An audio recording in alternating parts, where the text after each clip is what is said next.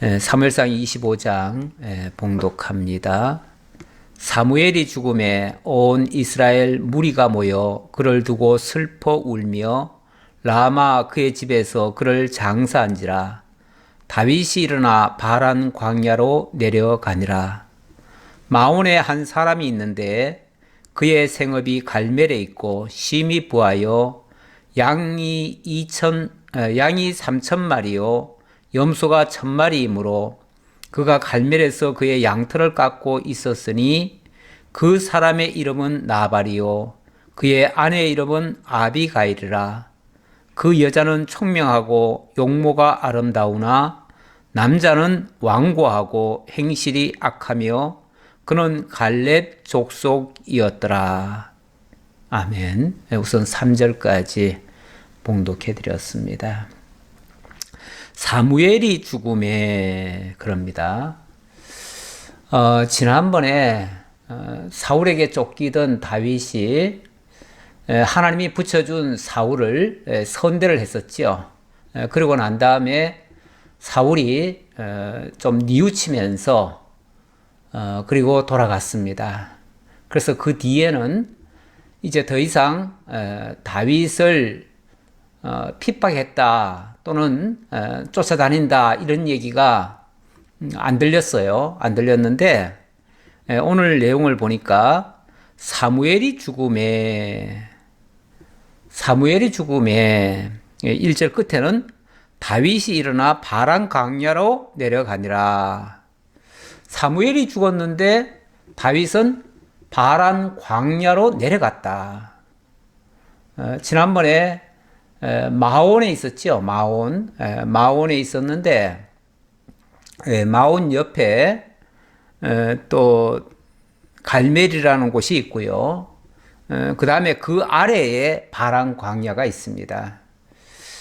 그러니까 사무엘이 죽은 다음에 다윗은 뭐 왕궁으로 올라간다든지 이렇게 한 것이 아니고 오히려 더 멀리 내려가 버렸다. 그거는 물론 뭐 아직 사울이 다시 다윗을 쫓으러 왔다, 잡으러 왔다, 뭐 이런 얘기는 없어요. 없지만은 어찌 보면 다윗에게는 우군이기도 하고요, 정신적 지주이기도 한 사무엘이 죽었다고 하는 것은 다윗으로서는 상당한 상처가 됩니다. 그리고 이제 자기를 도와줄 자는 없다라고 아마 그렇게 생각이 든 것 같기도 합니다. 물론 뭐 전에 사무엘이 살아있을 때에도 사울은 완전히 망나니 노릇을 했지요. 사무엘 눈치도 안 보고 뭐 다윗 죽이겠다고 그저 미쳐서 날뛰듯이 그렇게 활동을 했었는데 그래도 왜 한 번은 다윗이 사무엘에게 도망가 가지고 사무엘이 한번 숨겨준 적이 있잖아요. 숨겨줬고 그 뒤에도 아마도 몰래 다윗을 협조한, 다윗이 도망다니고 있을 때에 그래도 좀 의지가 되도록 다윗 편에 서서 이 사무엘이 도와주지 않았을까 싶습니다. 그런데 이제 그마저도 그 정신적 지주와 같았던 그 사무엘마저도 죽었어요. 죽고 나니까 아마도 다윗의 생각 속에는 이제 나는 아무런 도움을 받을 곳이 없다. 이제는 그야말로 이제 혈을 단신, 이제 혼자 이제 모든 것을 헤쳐나가야만 된다. 그렇게 생각을 하고 나니까 이제 스스로 살기 위해서는 더 도망을 가는 수밖에 없지요. 그래서 바란 광야까지 내려갔다. 그렇게 이야기가 나온 것 같습니다. 사무엘이 죽으니까 온 이스라엘 무리가 모여서 그를 두고 슬피 울며 라마 그의 집에서 그를 장사했다. 어쨌든 한 시대에 이스라엘의 중심적 역할을 하던 사람이 죽었어요. 죽고 나면 이제 사울은 더 이상 눈치 볼 것도 없습니다. 가끔씩은 자기가 하는 일에 대해서 옳으니 그르니 한 번씩 제동을 건 사람이 사무엘이었는데 이제 그 자기를 제동 걸 사람은 아무도 없어요. 그리고 무엇보다도 백성들이 사울이 이렇게 정말 광적인 행동을 할 때에 사울에 대한 기대는 하나도 없잖아요. 더 이상 사울에 대해서는 기대할 수가 없어요. 그러니까 아무래도 사무엘이 좀 나서서 이 위험한 시국을 좀 타개해 줄 것을 좀 기대했을 거예요. 기대했을 텐데 백성들의 기대가 이 사울에 의해서 아주 산산이 조각이 났었지요. 그래서 그동안은 참 기도 못 펴고 어찌할 바를 알지 못한 채 그렇게 지냈는데 그만 그 사무엘이 죽었다라는 말을 들은 순간 아마 벼랑 끝으로 몰렸을 거예요. 그러니까 다윗의 마음과 백성들의 마음이 모두가 다 벼랑이에요. 그 말은 또 달리 생각을 하면 다윗의 마음과 이 백성들의 마음이 일치가 된다. 그런 의미이기도 해요. 그동안은 사울에 의해서 길을 못 펴고 산 거는 마찬가지죠. 백성들도 길을 못 폈고 다윗도 길을 못 폈는데 이제 그 사무엘을 의지하던 것이 이제는 더 이상 의지할 수가 없게 됐잖아요. 그러니까 직접 그들이 스스로 살아야 된다라고 하는 이 절박감이 더 있었을 테고요. 그 절박감은 자연스럽게 백성들의 마음이 다윗에게로 향하는 그런 것으로 발전하게 되어지고요. 다윗 역시도 이제 더 이상 믿을 사람이 없어요. 의지할 대상이 없어요. 없으니까 오히려 하나님을 더욱더 의지하는 그런 상황으로 더 발전이 되어진다. 그래서 저는 이 사무엘이 죽었다는 것이 물론 당장은 슬픈 일이고 안타까운 일이고 그렇지만 장기적으로 봤을 때는 독자적으로 힘을 기를 수 있는 기회가 되고요. 또 하나님을 더욱 의지할 수 있는 그런 기회가 되어진다. 그래서 이것마저도 나쁜 것은 아니다라고 말씀을 드리겠습니다. 사실 우리가 하나님 앞에서 하나님 안에서 우리가 해석을 하면요. 이 세상에 나쁜 건 아무것도 없습니다. 아무리 극한 상황이고 아무리 나쁜 상황이라도 세상적으로 보면 절망 상황이지만 하나님 안에서는 그게 오히려 전화위복이 될 수 있는 그런 기회가 될 수 있어요. 그래서 우리는 그 사건 그 자체만을 보는 것이 아니라 그 사건을 통해서 이루실 하나님의 역사를 보는 거지요. 그렇게 보면 오히려 위기는 기회가 될 수 있다. 그 말씀을 드려놓고 또 계속 나가겠습니다. 2절입니다. 마온에 한 사람이 있는데 그의 생업이 갈멜에 있고 심이 부하여 양이 3,000마리요 염소가 1,000마리이므로 그가 갈멜에서 그의 양털을 깎고 있었으니 그 사람의 이름은 나발이요 그의 아내의 이름은 아비가일이라. 자, 마온에 한 사람이 있었다. 그리고 그 사람의 생업은 갈멜에 있었다. 이렇게 얘기를 하네요. 그러니까 마온은 지난번에 뭐라고 표현을 했냐면 거기는 황무지라고 그랬습니다. 마온에는 황무지다. 그런데 이제 갈멜은 아마도 거기는 목초지가 좋았던 것 같아요. 그래서 양을 키우려면 마온 사람이지만 마온에서 양을 키우는 게 아니라 갈멜로 내려가서 거기서 양을 키우고 양이 그러니까 보통 양을 데리고 가면요. 한 계절은 그곳에서 양을 살찌웁니다. 그리고 이제 거기가 이제 건기가 되고 더 이상 이제 풀이 없으면은 그때는 데리고 와서 그때는 이제 저장한 그 풀을 먹이기도 하고 그렇게 하지요. 그래서 마온에서 갈멜로 왔다 갔다 하면서 이렇게 이제 양을 치는 거죠. 치는데 마온 사람이 황무지에 살던 사람이 이제 갈멜에 가서 양을 치고 또 양을 치다 보면은 어느 정도 양이 자라면요, 양은 사실은 버릴 게 하나도 없습니다. 양은 평소에는 이제 젖을 짜고요. 그 다음에는 또 이제 이 털을 깎아가지고 그 털 가지고 이제 각종 그 의복이나 뭐나 이렇게 만들기도 하죠. 그리고 나중에 그 가죽은 또 가죽대로 또 쓰고요. 그래서 양이 이 사람들에게는 굉장히 유익한 동물이에요. 또 고기는 또 고기 먹고요. 그래서 정말 하나도 버릴 게 없어요. 그런데 이제 때때로 이제 양의 털을 깎아줘야죠. 양이라고 하는 게 이 털을 제때 안 깎아주면은 또 이게 더럽혀지고 나중에는 쓸모가 없어져요. 그래서 적당한 때 깎아야 되는데 마침 양의 털을 이 갈멜에 있는 양의 털을 깎기 위해서 나발이 지금 갈멜 쪽으로 왔다 그럽니다. 갈멜은 마온과 이 바란 광야 그 한 중간쯤일 거예요. 중간쯤인데 그러다 보니까 양털을 깎으러 왔다라는 소식을 이 다윗이 듣게 됩니다. 이 바란 광야에 있던 다윗이 듣게 돼요. 이거는 다윗으로서는 좀 기쁜 소식이에요. 왜냐하면 다윗이 지금 바란 광야로 왔다고 하는 것은요, 지금 뭔가 위협을 느껴서 이제 바란 광야까지 도망은 왔지만은 사실 광야라고 하는 것은 삭막한 곳이고 그곳에서는 아무것도 얻을 것이 없어요. 거기서는 소위 말해서 양식도 구하기가 어려워요. 그런데 뭐 다윗에 대해서는 누가 지금 도와주는 사람도 아무도 없잖아요. 그러니까 다윗으로서는 지금 사실 당장 먹고 사는 것도 아주 절박해요.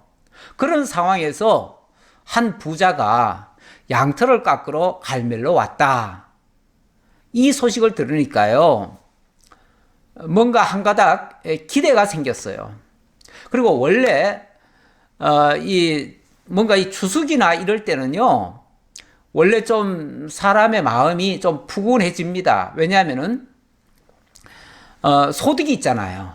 소득이 있고 그때는 추수기니까 일종의 이 목자들에게는 양털 깎을 때가 추수기예요. 추수기니까 그때는 풍성한 수입이 있으니까 사람들의 마음이 좀 여유로워져요. 여유로워지니까 이 추수기에는 남에게 좀 선대를 베풀기도 해요.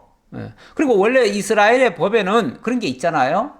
추수할 때 양식, 만약에 이 곡식으로 말하자면 곡식을 너무 알뜰하게 구하지 말라고, 알뜰하게 다 거두지 말라고 그래요. 일부러 좀 남겨두어서 가난한 자, 객과 고아와 가부를 돌보라 그래요. 그래서 어려운 처지에 있는 사람들이 만약에 도움을 요청하러 오면 이 추수기 때만큼은요, 박절하게 대하지 않습니다. 그때는 좀 후하게 베풀기도 하고요.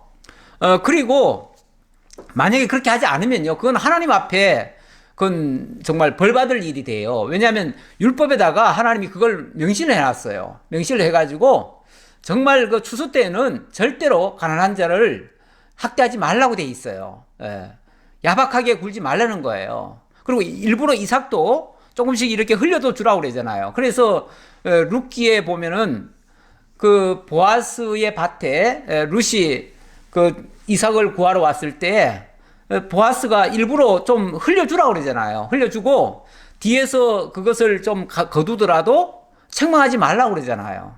그만큼 여유를 줄 수 있는 거예요. 그때는 왜냐하면 하나님이 이렇게 풍성한 복을 주셨으니 좀 넉넉하게 베풀어줘도 되지요. 자, 그러니까 이게 참 좋은 기회예요. 다윗으로서는. 그래서 한 가닥 기대를 했어요. 그리고 또 이 사람이 원래 마온 사람이라고, 마온에 살던 사람이 지금 이 사람은 원래 또 유다 족속이에요. 유다 족속 갈렙 족속이에요. 갈렙 족속. 그러니까 유다 지파의 갈렙 족속인 것 같아요. 원래 갈렙이 그 유다 지파 사람이잖아요.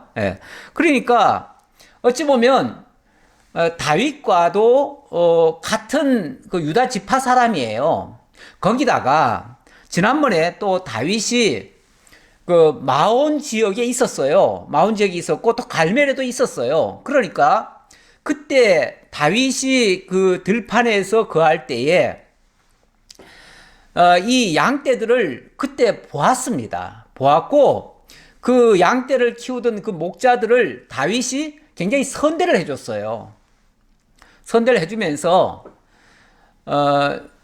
그들에게 양을 얼마든지 칠 수 있도록 많이 베풀어 줬던 거예요. 쉽게 말하면 나중에 이제 그 고백이 나오는데 이 나발의 그 소년들이 양을 치면서 다윗의 도움을 많이 받았던 거예요. 왜냐하면 이 들판이라고 하는 데는요, 사실은 그 동물들이 아주 무서운 그 사나운 짐승들이 올 수도 있어요. 이게 양들이 많으니까요. 그 양들을 해치기 위해서 뭐 여우나 늑대나 뭐 이런 어떤 무서운 동물들이 양떼를 삼키려고 호시탐탐 노리고 있어요. 노리고 있기 때문에 사실은 그 주변을 잘 막아주는 자가 필요해요. 그런데 그 뭐 나발의 그 소년들이 많지 않을 거 아니에요? 많지 않으니까 만약에 누군가 돌봐주지 않으면요, 그 양들이 온전하지 못해요. 예. 그런데 다윗의 그 사람들 한 400여 명이 사실은 그들과 같이 있었거든요. 같이 있다 보니까 어찌 보면 그 악한 짐승들이 들어오질 못했어요. 들어오질 못하고 또 이 사람들이 지켜준 거예요. 지켜주고 또 만약에 다윗이 나쁜 사람 같으면요, 만약에 뭐 산적들이나 이런 사람의 모습이었다면 어쩌면은 그 양들 중에서 몇 마리 정도는 좀 강제로 탈취해다가, 왜냐하면 배고프니까요. 배고프니까 그 탈취해서 먹을 수도 있는데 다윗은 한 번도 남의 것을 그렇게 뭐 탈취하거나 그렇게 해친 적은 없어요. 해친 적은 없기 때문에 이 사람들도 옆에 와서 그 양떼를 키울 때에 돌봐준 거예요. 어찌 보면 자기가 거하고 있는 지역에 와서 양떼를 마음껏 먹일 수 있도록 해준 거는 굉장한 도움을 준 거거든요. 굉장한 도움을 준 거예요. 그래서 이 다윗은 우리가 그동안 선대를 했으니까 아마 지금쯤 추수할 시기니까 좀 풍성한 가운데서 우리가 조금만 요청하면 아마 그 정도는 들어주겠지 라고 기대를 한 거예요. 그러니까 다윗이 봤을 때는, 다윗의 생각에는 내가 이렇게 누군지 알 테고 내가 이런 요청을 하면 틀림없이 나에게 좀 선대를 해줄 것이다. 왜냐하면 나도 선대를 한 게 있으니까 선대를 해주겠지 라고 바람을 가지고 사람을 보냈습니다. 그런데 이 사람은 어떤 사람인가를 잠깐 소개하는데요. 우선 그거 잠깐 볼게요. 그 사람의 이름은 나발이요, 그의 아내의 이름은 아비가일이라. 그 여자는 총명하고 용모가 아름다우나 남자는 완고하고 행실이 악하며 그는 갈렙 족속이었더라. 그런데 이 사람은 좀 천성이 좀 한마디로 말해서 좀 나쁜 사람이네요. 좋지 않네요. 여기 표현이 그렇게 돼 있죠. 남자는 완고하고 행실이 악하며, 완고하다, 아주 고집스럽다, 그 얘기겠죠. 누구도 이 사람 고집을 못 꺾을 만큼 그렇게 완고했다. 근데 그게 좋은 일에, 정당한 일에, 정의로운 일에 그렇게 고집을 쓴다면요, 그건 나쁜 게 아니에요. 원래 뭐 남자가 고집이 좀 필요하기도 해요. 왜?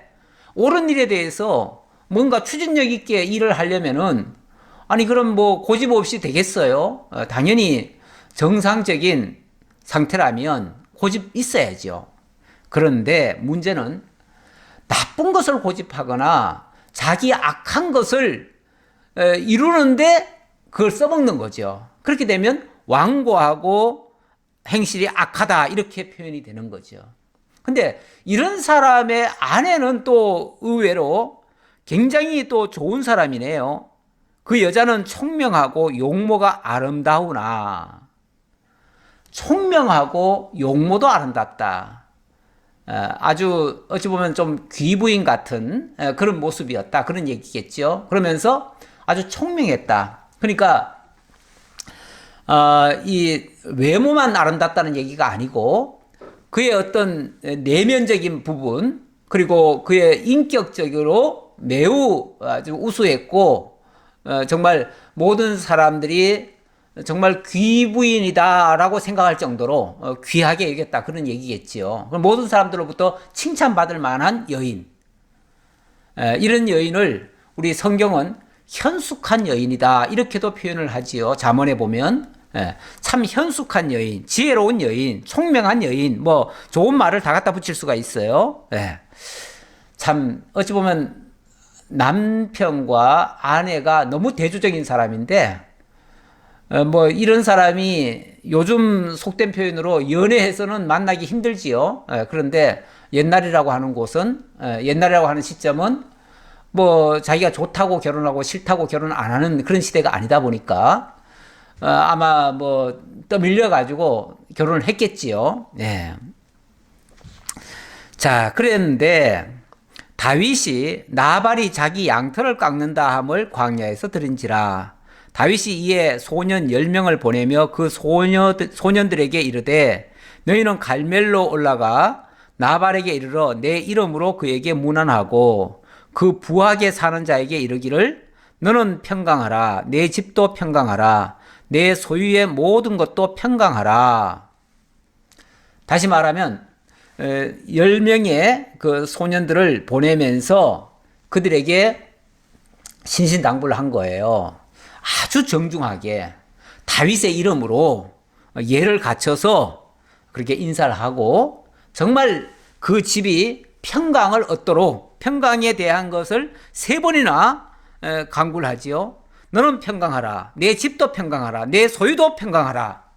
이렇게 얘기를 하는데 다시 말하면 너의 모든 것이 다 잘 되기를 바란다. 그리고 그 일에 나도 도와주겠다. 뭐 이런 식으로 이제 얘기를 한 거겠죠. 자, 이거는 굉장한 어떤 기대를 가지고 그렇게 얘기를 하도록 했습니다. 그러면서 그 내용은 이렇게 얘기하라는 거죠. 7절. 내게 양털 깎는 자들이 있다 함을 이제 내가 들었노라. 내 목자들이 우리와 함께 있었으나 우리가 그들을 해하지 아니하였고 그들이 갈멜에 있는 동안에 그들의 것을 하나도 잃지 아니하였나니 내 소년들에게 물으면 그들이 너에게 말하리라. 그런즉 나의 소년들이 너에게 은혜를 얻게 하라. 우리가 좋은 날에 왔은즉 너의 손에 있는 대로 너의 종들과 너의 아들 다윗에게 주기를 원하노라 하더라 하라. 이거는 이제 다윗이 이렇게 말합디다라고 얘기해 주라는 거죠. 얘기해 주라고 하면서 우리가 너희들의 양떼가 갈멜에 있을 때 우리가 너희들을 이렇게 돌봐준 적이 있다. 그리고 오늘은 정말 너희들 지금 추수 시절이니까 너무나 기쁜 날 아니냐. 너희들 정말 진정으로 축복하고 그러면서 너희들 정말 잘 되기를 바라고 앞으로도 너희들을 우리가 과거에 너희들을 이렇게 돌보아 주었는데 앞으로도 너희들 보장하겠다. 너희들이 정말 조금도 해를 받지 않도록 해주겠다. 거기에 대해서는 너희들의 그 소년들에게 물어보면 아마 거기에 대해서 얘기할 거다. 그러니까 너희들 소년들한테 물어봐가지고 정말 다윗이 자기들을 도와줬는지 자기들에게 어떤 유익을 주고 조금도 해하지 않게 했는지 그거 한번 알아보고 만약에 그렇게 했다는 것이 사실로 인정이 되거들랑 좀 우리가 지금 굉장히 지금 궁색하다. 굉장히 지금 어려우니까 우리 이 공고함을 이 어려움을 너희들이 조금만 해소해 줬으면 좋겠다. 정말 우리가 최선을 다해서 너희들을 어찌 보면 그동안 도와준 셈인데 너희들도 우리에게 좀 자비를 조금만 베풀어 달라. 이렇게 아주 정중하게 예를 갖춰서 좋게 그렇게 얘기를 했습니다. 그런데 9절 봅시다. 다윗의 소년들이 가서 다윗의 이름으로 이 모든 말을 나발에게 말하기를 마침에 나발이 다윗의 사환들에게 대답하여 이르되 다윗은 누구며 이새의 아들은 누구냐? 요즘에 각기 주인에게서 억지로 떠나는 종이 많도다. 그 말을 하니까 자초지종을 확인도 안 해보고 자기네 종들한테 물어봐야 될 거 아니에요? 이 다윗의 소녀들이 이렇게 와서 지금 이 얘기를 하는데 그 사실이냐? 진짜 우리 도와준 적 있느냐? 어떻게 도와줬었느냐? 혹시 우리 거 해친 거는 없느냐? 뭐 이렇게 물어봤어야지요. 물어보고 답을 해도 늦지 않습니다. 그런데 물어볼 것도 없이 물어볼 필요도 없다고 생각했는지 다짜고짜 곧바로 거절하는 말을 하네요. 그것도 아주 매몰차게 이렇게 얘기를 하네요. 다윗은 누구며 이새의 아들은 누구냐? 다윗은 누구며 그 다윗만 얘기하는 게 아니라 이새의 아들은 누구냐 하는 거 보니까 다윗이 누군지 뻔히 알지요. 알고 있는 거예요. 몰라서 하는 말이 아니에요. 뻔히 알고 있어요. 그러면서 요즘에 각기 주인에게서 억지로 떠나는 종이 많도다. 쉽게 말하면은 다윗 그놈 억지로 주인을 버리고 떠난 놈 아니냐 이렇게 말하는 거죠. 이거는 사실관계도 뒤집어서 얘기하는 거예요. 지금 다윗이 사울에게 지금 쫓겨서 지금 도망다니는 중인데 그걸 지금 역으로 바꿔가지고 다윗이 사울을 억지로 떠나버렸다. 다시 말하면 사울을 배신하고 지 마음대로 떠나버렸다. 이렇게 보는 거죠. 이거는 그냥 사실적으로만 봐줘도 다윗이 아마 나중에 그렇게 섭섭하지는 않았을 거예요. 그런데 이거를 정반대로 사실을 뒤집어가지고 거꾸로 생각을 하고 모든 잘못은 마치 다윗에게 있는 것처럼 다윗은 마치 사울 주인을 배신한 자인 것처럼 이거는 그러면은 다윗은 천벌받아 마땅한 인간이죠. 만약에 이 나발의 논리라면 하기야 지금 나발은 원래 사람이 완고한 사람이고요. 또 아주 행동이 아주 악한 사람이었다 그랬어요. 그 악한 사람의 기준에서는요. 모든 게 관점이 악한 사람도요. 자기가 하는 일은 선하다고 생각하거든요. 근데 남들이 봤을 때는 악한 거지요. 그러니까 자기가 선하다고 여기서 하는 일이 남이 봤을 때 악이라고 한다면은 그 사람의 기준은요. 악을 선으로 보는 사람이에요. 그리고 선을 악으로 보는 사람이에요. 다시 말하면 세상을 거꾸로 보는 사람이에요. 그 사람은. 그 사람의 판단력이 옳은 게 아니에요. 그렇게 세상을 거꾸로 보면서 자기 고집을 계속 피우는 사람, 이런 사람을 완고하다 얘기하는 거죠. 한번 자기에게 뭔가 인상이 딱 박히면은 이게 바뀔 줄도 모르는 사람. 아무리 진리가 이겁니다라고 얘기해줘도 바꿀 생각도 안 하는 사람. 그냥 자기 생각은 항상 옳다고 생각하고, 그러니까 남이 봤을 때는 다 악한 일인데도 불구하고 자기는 옳다고 계속 고집하면서 하는 사람. 이런 사람이 바로 나발인 거죠, 나발. 그러니 정말 이야기를 해도 아주 매몰차게 하네요. 정말 이런 소리 들으면은 뒤집어지죠, 사람이. 뒤집어져요. 천하에 선한 사람도 이런 말 들으면은 뒤집어지지 않을 수가 없습니다.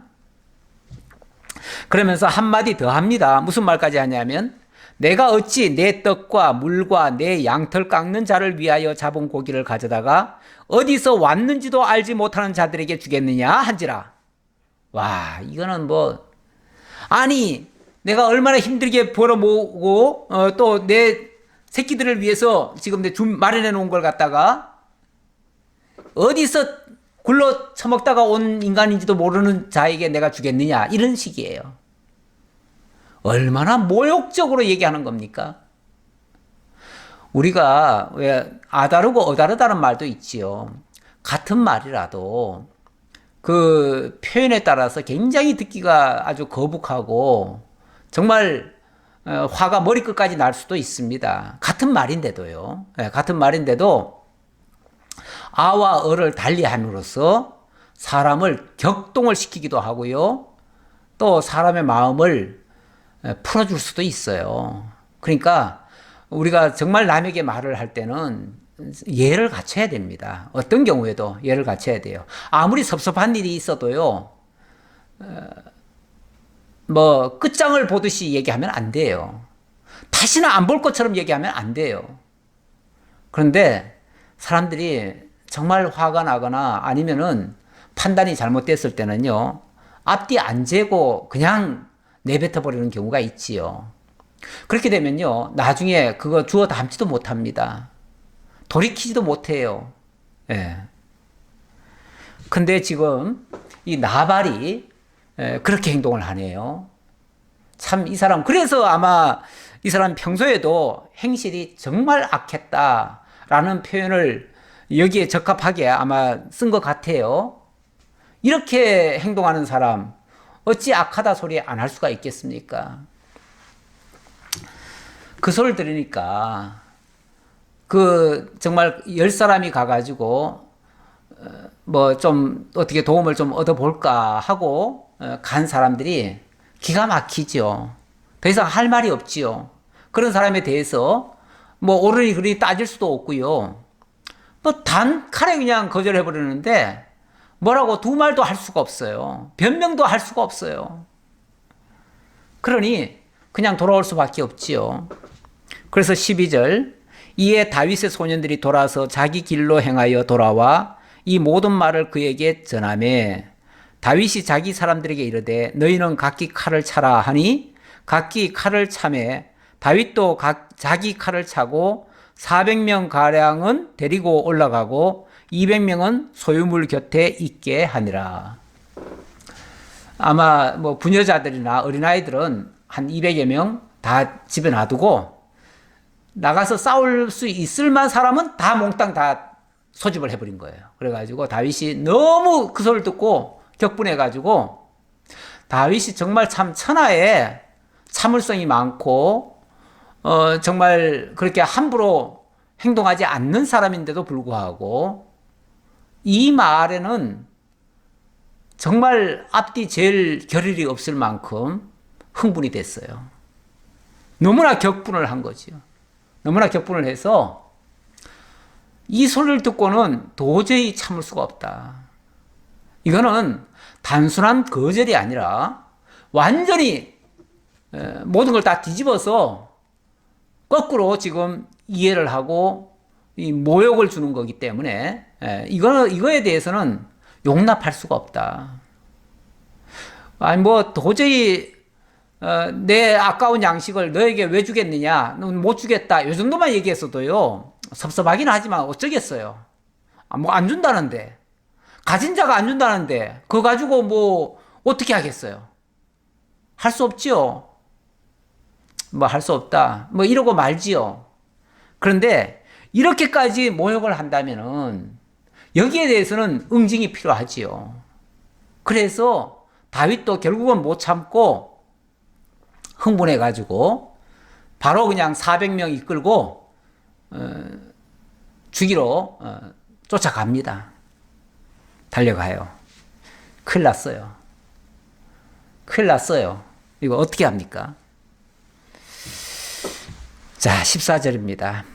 하인들 가운데 하나가 나발의 아내 아비가일에게 말하여 이르되 다윗이 우리 주인에게 문안하러 광야에서 전령들을 보냈거늘 주인이 그들을 모욕하였나이다. 우리가 들에 있어 그들과 상종할 동안에 그 사람들이 우리를 매우 선대하였으므로 우리가 다치거나 이런 것이 없었으니 우리가 양을 지키는 동안에 그들이 우리와 함께 있어 밤낮 우리에게 담이 되었습니다. 담이 되었습니다. 다시 말하면 이제 한 소년이 이 상황을 봤을 거 아니에요? 예. 근데 자기네가 나발에게 뭐라고 얘기도 하기 전에 그냥 나발이 바로 곧바로 그렇게 행동을 해버렸으니까. 그러니까 큰일 났다 이거. 큰일 났다. 나발님 그게 아닙니다. 우리가 이렇게 선대받았습니다. 이렇게 말할 수도 있었겠지만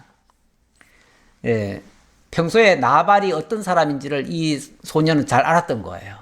잘 알았기 때문에 미련한 자에게 사실을 얘기하면요 그 사람이 알아듣고 뉘우치고 반성할까? 그렇지 않습니다. 미련한 자에게 진실을 얘기하면요, 더 화를 냅니다. 미련한 자들은 대부분 그래요.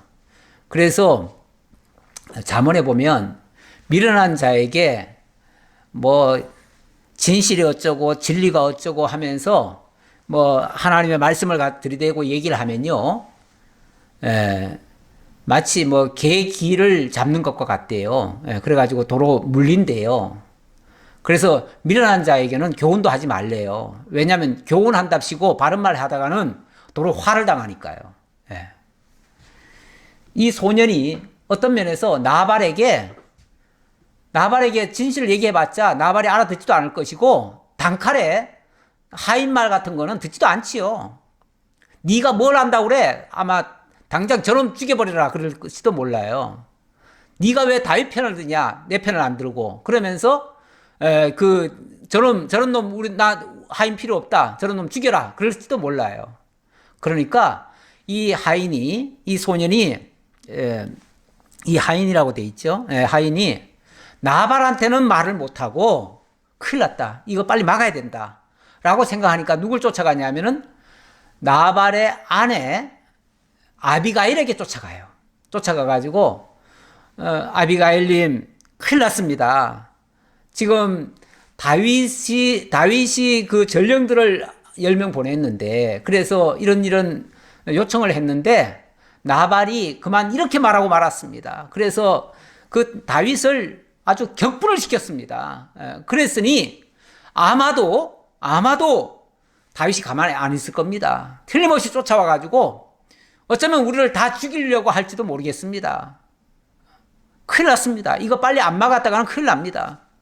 우리가 평소에 그 갈멜에 있을 때 다윗의 사람들이 우리 곁에 있으면서 우리를 지켜도 주고, 그래서 우리가 정말 안전하게 양떼들을 이렇게 살찌워서 이렇게 지금 풍성한 수확을 거두게 됐는데, 이게 정말 다윗의 많은 공이기도 한데, 우리 주인이 이렇게 했으니 아마도 다윗이 틀림없이 아마 분노해가지고 이 나발을 죽이러 올 것 같습니다.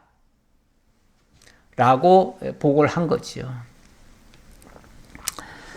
그러면서 17절 이렇게 얘기를 하네요.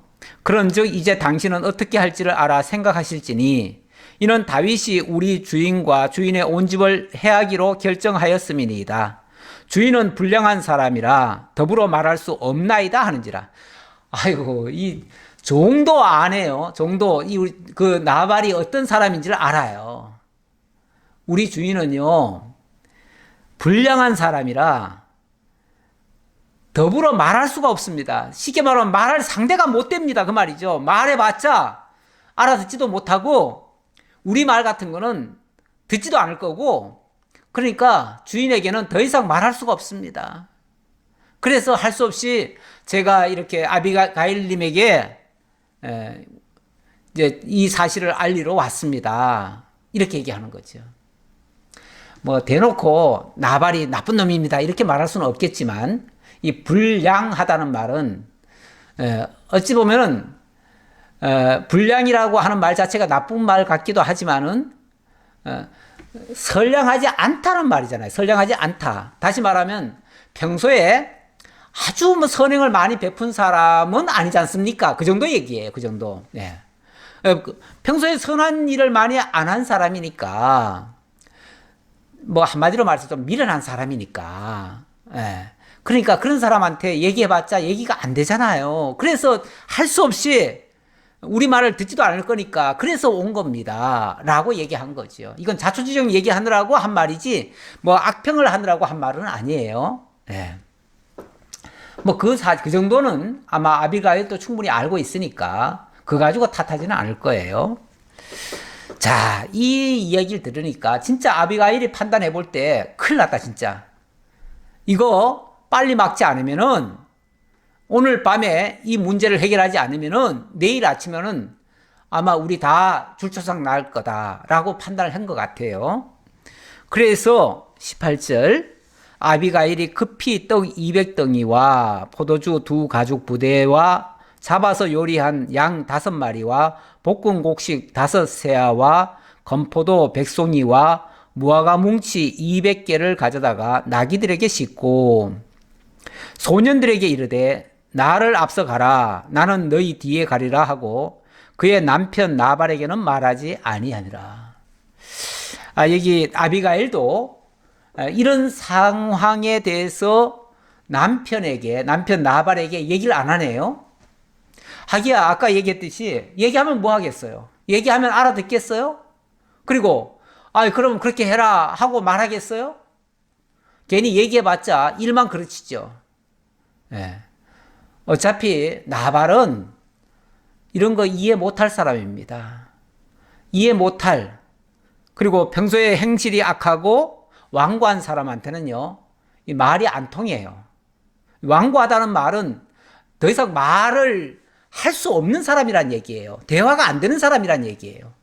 대화 안 되는 사람한테는요, 사실 얘기하면은 오히려 화만 더 납니다. 예. 그 사람, 오히려 그 사람한테 나까지도 화를 입을 수가 있어요. 그래서 그런 사람에게는요, 사실은 말을 할 게 아니고 그냥 족하다 하고 말아야 돼요. 더 이상 얘기가 안 돼요. 그래서 자기 선에서 판단을 하고 이건 빨리 막아야 되니까 나중에 혹시 만약에 책망을 하거나 그러면은 그때는 얘기하면 되지요. 이러이러해서 이랬노라 라고 얘기하면 되지요. 그러니까 지금은 우선 이 화를 막는 게 우선이에요. 그래서 빨리 일 처리부터 한 거지요. 자, 20절. 아비가일이 나귀를 타고 산 호젓한 곳을 따라 내려가더니 다윗과 그의 사람들이 자기에게로 마주 내려오는 것을 만나니라. 아마도 이 소년들로부터 다윗이 어디에 있고 어디서 어느 쪽으로 올 것이다라는 길목을 알았겠죠. 그러니까 이 아비가일이 그 길목을 따라서 가다가 중간에서 만나게 되는 겁니다. 다윗이 이미 말하기를 내가 이자의 소유물을 광야에서 지켜 그 모든 것을 하나도 손실이 없게 한 것이 진실로 허사라. 그가 악으로 나의 선을 갚는도다. 내가 그에게 속한 모든 남자 가운데 한 사람이라도 아침까지 남겨두면 하나님은 다윗에게 벌을 내리시고 또 내리시기를 원하노라 하였더라. 다윗도 너무 흥분이 돼가지고 자기 식대로 하나님 앞에 기도했죠. 하나님, 제가 이거는 도저히 못 찾겠습니다. 내가 오늘 밤에라도 당장 쫓아가가지고 저 나발을 죽일 겁니다. 하나님 이거는 인정해 주세요. 이거는 어쩔 수 없습니다.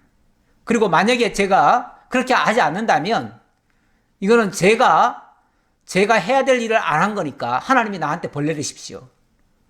이거는 마치 자기 욕심을, 우리가 사람들이 왜 가끔 기도한다고 하는데 기도하면서 자기 욕심을 내세우고 자기 뜻대로 관철하지 않으면은 나는 뭐도 하지 않겠습니다 하고서 막 하나님 앞에 땡깡 놓듯이 기도하는 경우가 있어요. 그래서 그게 소위 말해서 그런 것들을 서원 기도라 그러는데, 자기 주문을 다 해놓고 그대로 안 하면은 하나님 내가 이렇게 하겠습니다 라고 해놓고 만약에 안 하면은 내가 벌 받을 수도 있습니다. 벌 받더라도 내가 더 이상 말하지 않겠습니다 하면서 이렇게 말을 하고 기도하는데, 그런 기도는 사실 옳은 기도는 아니에요. 그런 기도는 바람직하지 않은데 사람이 흥분하면요 그렇게도 말하는 경우가 있어요. 지금 다윗도 그런 식으로 기도했지요. 그렇게 얘기를 했지요. 그리고 이걸 갖다가 자기 사람들한테 다 선포를 한 거예요. 내가 하나님 앞에 기도했다. 그러니 너희들 무조건 가가지고 오늘 저녁에 다 해치워라. 만약에 그거 못 해치우면은 우리가 오히려 화를 받을 수 있다. 그러면서 내일 아침까지는 저놈들 다 죽인다. 이렇게 얘기를 해버린 거예요. 그게 어찌 옳은 기도겠어요. 다윗도 지금 화가 나니까 한 기도지만 다윗도 때때로 실수를 합니다. 흥분하면 누구든지 다 실수해요. 원래 흥분해서 하는 모든 일들은요, 그거는 지나놓고 보면요 참 부끄러운 일들이에요. 다 옳은 일들이 아니에요. 그래서 우리는 무슨 일을 할 때요, 그래서 기도하고 하라는 거예요. 기도를 하면, 제대로 기도하면, 뭐 아까처럼 자기 욕심으로 기도하지 말고 제대로 하는 뜻이 뭡니까? 오히려 하나님께 묻고 하나님의 응답이 있을 때까지 기다려야지요. 기다려야지요. 기다리면 올 밤에 이렇게 즉각 행동하는 게 아니고, 그래도 하룻밤 정도는 하나님 앞에 기도하면서 참았다가 그 다음날 행동해도 늦지 않아요. 그런데 그게 아니고 막 그렇게 선포하듯이 얘기하고 하나님 이렇게 하겠습니다 해놓고는 막 그대로 그냥 실행에 옮겨버리는 거죠. 이거는 자기 생각대로 하면서 하나님 이름 파는 거나 마찬가지예요. 사실 이런 거는 아무리 다윗이지만 옳지 않아요. 이 옳지 않은 것을 하나님이 막아주십니다. 어떻게 막아주시는가? 자, 23절에 보니까 아비가일이 다윗을 보고 급히 나귀에서 내려 다윗 앞에 엎드려 그의 얼굴을 땅에 대니라. 그가 다윗의 발에 엎드려 이르되 내 주여 원하건대 이 죄악을 나 곧 내게로 돌리시고 여종에게 주의 귀에 말하게 하시고 이 여종의 말을 들으소서.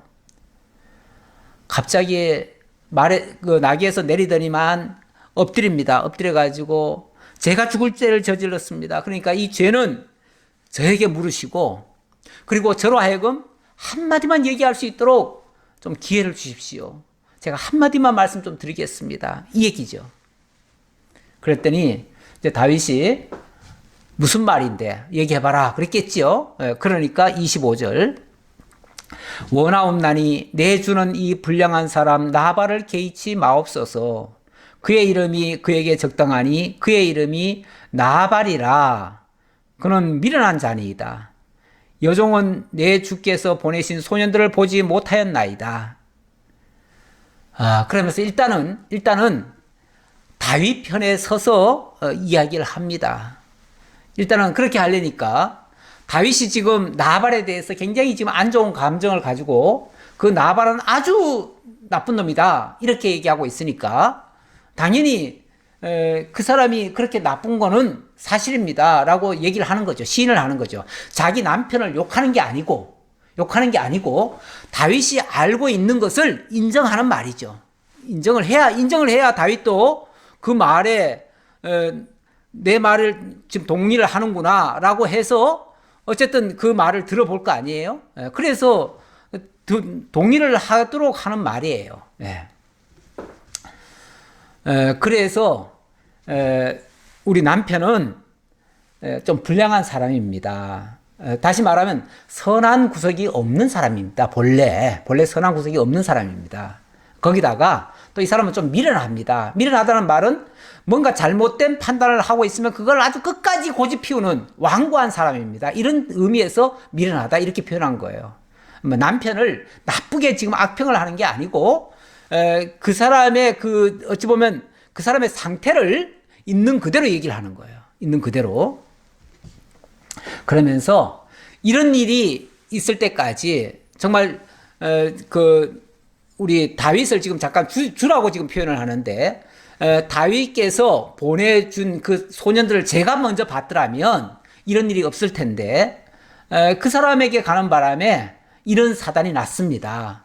그러니 제가 여기에 대해서 이야기할 수 있도록 해주십시오. 그러면서 자 26절 이렇게 얘기합니다. 내 주여 여호와께서 살아계심을 두고 맹세하노니 내 주도 살아계시거니와 내 주의 손으로 피를 흘려 친히 보복하시는 일을 여호와께서 막으셨으니 내 주의 원수들과 내 주를 헤아려 하는 자들은 나발과 같이 되기를 원하나이다. 무슨 소리냐면 다윗이 지금 나발을 죽이러 가려고 온 거 아니에요? 그랬으니까 만약에 그렇게 되어지면 아무리 이게 정당하다 할지라도 사실은 정당한 건 아니에요. 어쨌든 사람 죽인다는 거는 적법한 절차를 거치지 않고 사람을 죽인다고 하는 거는 어떤 경우에도 그거는 잘못이에요. 그러니까 다윗이 만약에 진짜 나발을 쳐 죽이면은요, 그러면 이거는 두고 다윗의 큰 실수가 되는 거예요. 실수가 되고 어쨌든 다윗은 사람을 죽인 자가 돼요. 물론 나발이 악하니까 악한 거에 대한 응징이긴 하지만 아니 제3자들이 봤을 때 일반 백성들이 봤을 때 아니 나발이 악하다 선하다 겪어보지 않은 사람들 입장에서는 그걸 알 수가 없지요. 그리고 이해관계가 없는 사람들 입장에서는 어쨌든 다윗이 그냥 어떤 한 지역의 부호를 자기 마음에 안 든다고 쳐 죽였다. 그렇게 되면 다윗은 살인자가 되는 거예요. 살인자가 되고, 그렇게 되어지면 다윗이 만약에 앞으로 왕이 될 때 살인자가 왕이 될 수는 없잖아요. 그러니까 그런 식으로 만약에 되어졌다라고 백성들에게 인식이 되면 다윗은 살인자가 되고 왕이 되는데도 큰 지장이 있어요. 뿐만 아니라 하나님께서 이거는 옳게 여기실 일이 결코 아니에요. 그런데 어쨌든 제가 이제 아비가일 입장에서 저를 만나게 해주셔서 제가 이런 말을 함으로써 왕이 손수, 당신이 직접 손을 대지 않고도 이 문제가 해결될 수 있다면, 그러면은 왕께서 괜히 그렇게 손에 피를 묻힐 일은 없지 않습니까? 그리고 괜히 사람 살인자 만들어가지고 그래서 나중에 화가 될 일은 막아지는 거죠. 그러니까 그렇게 하나님이 해주시려고 저를 보내주신 것 같습니다. 라고 얘기하는 거죠. 그러면서 여종이 내 주께 가져온 이 예물을 내 주를 따르는 이 소년들에게 주게 하시고 주의 여종의 허물을 용서하여 주옵소서.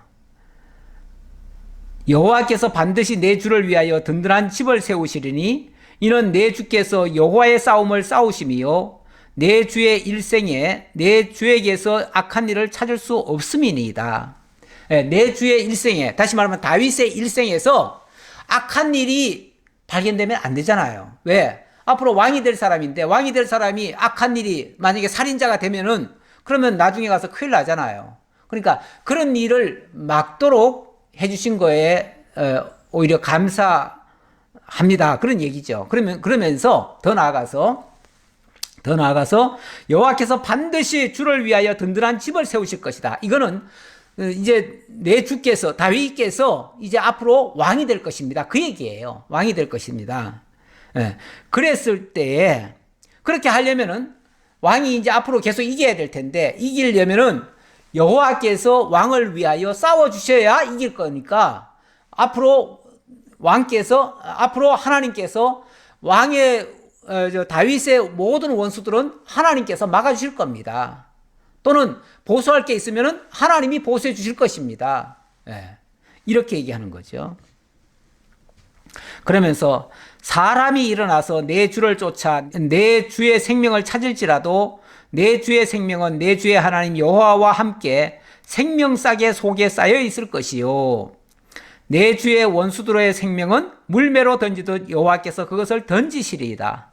더 나아가서 지금 다윗의 생명에 대해서는 지금 원수들이 많지만 어찌 보면 사울도 원수고 나발도 결국은 원수가 돼버렸는데 그럴지라도 하나님께서 그 원수들의 손에서 우리 다윗을 안전하게 보호하실 겁니다. 왜냐하면 하나님의 생명싸개 안에 지금 보존되어 있으니까 그럴 겁니다. 이렇게 얘기를 합니다.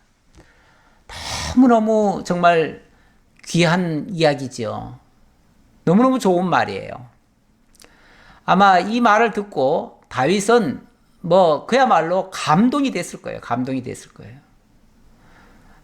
어찌 보면 보잘것없는 한 여인의 말일 수 있는데, 그래서 무시할 수도 있는데, 그 말 한마디 한마디가 얼마나 지혜롭고, 얼마나 또 공감이 되고, 또 고맙고, 정말 유익하고, 정말 천하의 다윗이 한 수 배워야 할 만큼의 그런 아주 귀한 표현들이에요. 다윗이 더욱 다윗되게 하기 위해서 사실 이런 사람이 주변에 있으면 참 좋지요. 참 좋아요. 이렇게 지혜로운 사람이 다윗 곁에 있으면 너무너무 좋을 거예요. 네. 그러면서 30절 여호와께서 내 주에 대하여 하신 말씀대로 모든 선을 내 주에게 행하사 내 주를 이스라엘의 지도자로 세우실 때에 내 주께서 무죄한 피를 흘리셨다든지 내 주께서 친히 보복하셨다든지 함으로 말미암아 슬퍼하실 것도 없고 내 주의 마음에 걸리는 것도 없으시리니 다만 여호와께서 내 주를 후대하실 때에 원하건대 내 주의 여종을 생각하소서 하니라.